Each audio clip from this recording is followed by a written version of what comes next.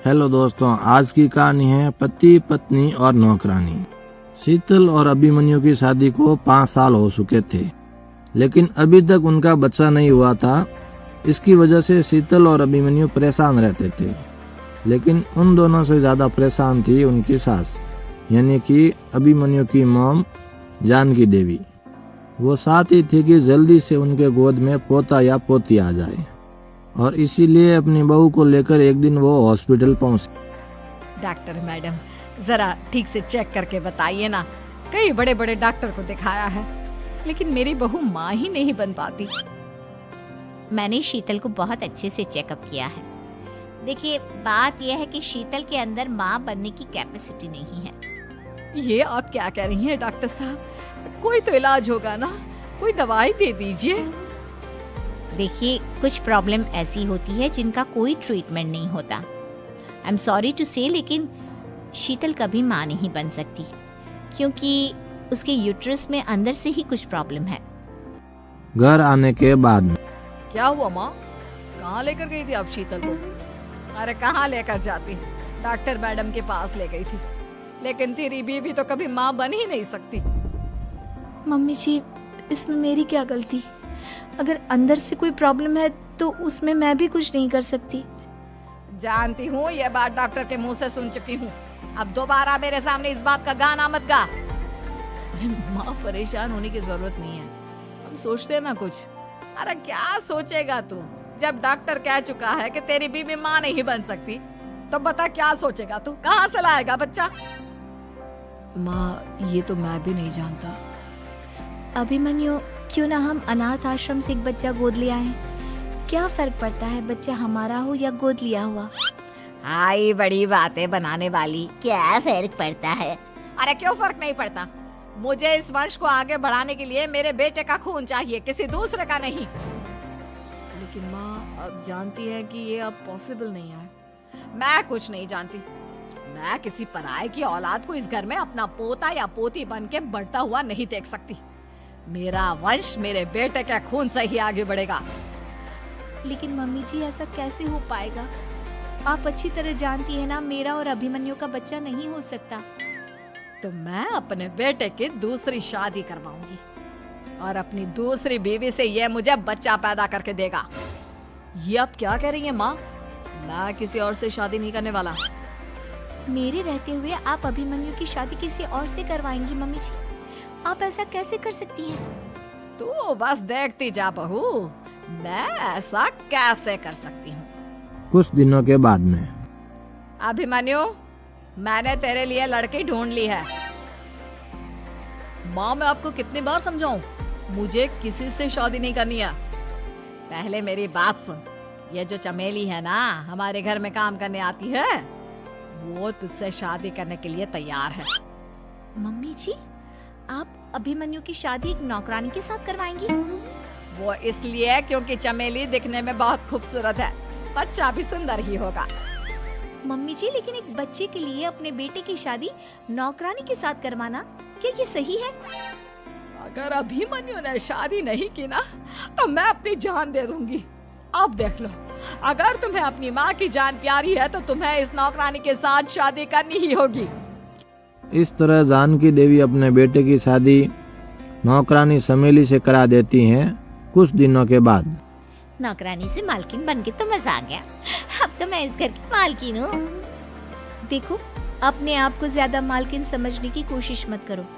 एक बार तुम्हारा और अभिमन्यु का बच्चा इस दुनिया में आ जाए, उसके बाद तुम इस घर से हमेशा के लिए चली जाना।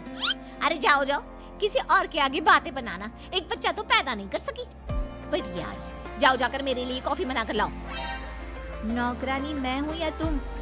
मम्मी जी, देखिए ना शीतल मुझसे किस तरह से बात कर रही है। शीतल, तुम्हें पता है ना चमेली प्रेग्नेंट है, मेरे बेटे के बच्चे की माँ बनने वाली है। वो जैसा कहती है वैसा करो। लेकिन मम्मी जी, वो मुझे नौकरों की तरह ट्रीट कर रही है। अरे तो करेगी ना, वैसे भी बहू तुम हो किस काम की? एक बच्चा तो पैदा नहीं कर सकती। जाओ, अब घर के सारे काम करो और चमेली को आराम करने दो। थैंक यू मम्मी जी, भगवान आपका भला करे। आप नहीं होती तो मैं नौकरानी से महारानी कैसे बनती? देखो, तुम्हें जो चाहिए सब मिलेगा। खूब खाओ पियो, मजे की जिंदगी जियो, लेकिन बस मुझे एक बच्चा पैदा करके दे दो। कुछ दिनों के बाद मम्मी, बच्चे के लिए आपने मेरी शादी चमेली के साथ करवा तो दी, लेकिन दिन और रात का चैन मिट गया है। सारा दिन शीतल और चमेली की बहस चलती रहती है। अब शीतल को इस घर में रखने से क्या होगा? मैं तो कहती हूँ उसे घर से निकाल दो, है भी किस काम की। मैं ऐसा नहीं कर सकता माँ, वो मेरी पत्नी है, उससे बहुत प्यार करता हूँ मैं। तुम्हारी पत्नी चमेली है, चमेली, उससे प्यार करो। अरे तुम्हारे बच्चे को जन्म देने वाली है वो। अभिमन्यु, मैं खुद ही इस घर से चली जाती हूँ। वैसे भी अपने ही घर में नौकरों की तरह रहकर परेशान हो चुकी हूँ। घर की नौकरानी मेरे ऊपर हुक्म चलाती है, वो तुम्हारी पत्नी बन चुकी है। अब मेरा इस घर में क्या काम?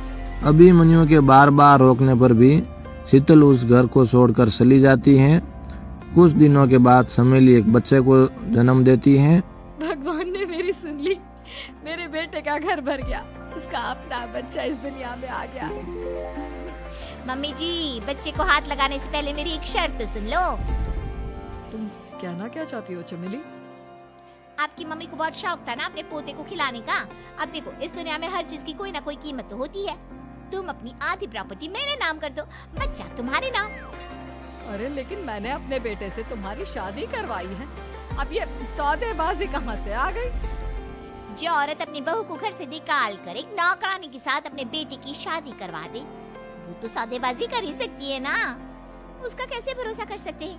मुझे बस आप लोगों की प्रॉपर्टी चाहिए, उसके बाद ही बच्चे को आप हाथ लगा सकते हैं। मैंने कहा था ना मम्मी, आप गलत कर रही हैं। देखिए, उसका नतीजा आपके सामने है। जब शीतल को पता चलता है कि अभिमन्यु और चमेली का बच्चा इस दुनिया में आ चुका है, तो वो अपने घर पहुंचती है। अभिमन्यु, कहाँ है आपका बच्चा? क्या मैं उसे देख सकती हूँ? कुछ भी मत पूछो शीतल, माँ की हुई एक गलती हम लोगों पर भारी पड़ रही है। वो नौकरानी अपनी औकात पर आ गई है और अब हमसे अपनी आधी प्रॉपर्टी मांग रही है, वो भी बच्चे के बदले में। एक बात कहूँ अभिमन्यु, आप उससे कुछ भी देने से मना कर दो। अरे कैसी बात कर रही हो? मेरे बेटे की औलाद है उसके पास, ऐसे कैसे मना कर दे? मम्मी जी, वो अभिमन्यु का बच्चा नहीं है, वो चमेली और उसके बॉयफ्रेंड का बच्चा है। ये तुम क्या कह रही हो शीतल? ये देखिए वीडियो, चमेली और उसका बॉयफ्रेंड आपस में बातें कर रहे हैं कि उन दोनों ने मिलकर आपको बेवकूफ बनाया है और अब इस बच्चे के बदले आपसे प्रॉपर्टी भी हड़प लेंगे। हे भगवान, ये मुझसे क्या हो गया? ना तो बच्चा मिला और अपने बेटे की नौकरानी के साथ शादी करवा दी सो अलग। अब क्या होगा? मुझे माफ कर दो शीतल, मेरी वजह से तुम्हें बहुत तकलीफ हुई है।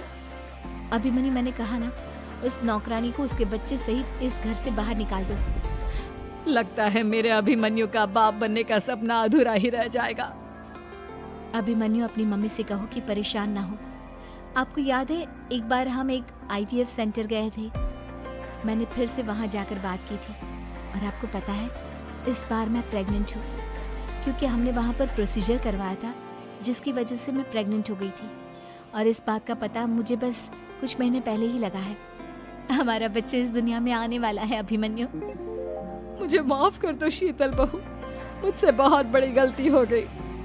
कोई बात नहीं माँ, लेकिन अब हमें उस धोखेबाज नौकरानी को इस घर से बाहर निकालना है और इस घर की मालकिन को वापस घर लाना है, वो भी अपने बच्चे के साथ। तो ये थी दोस्तों आज की कहानी। अगर आपको अच्छी लगी हो तो वीडियो को एक लाइक कर दीजिएगा और चैनल को सब्सक्राइब कर लीजिए दोस्तों, प्लीज़ आपसे रिक्वेस्ट है। मिलते हैं दोस्तों एक और नए वीडियो में, तब तक के लिए टेक केयर, बाय बाय।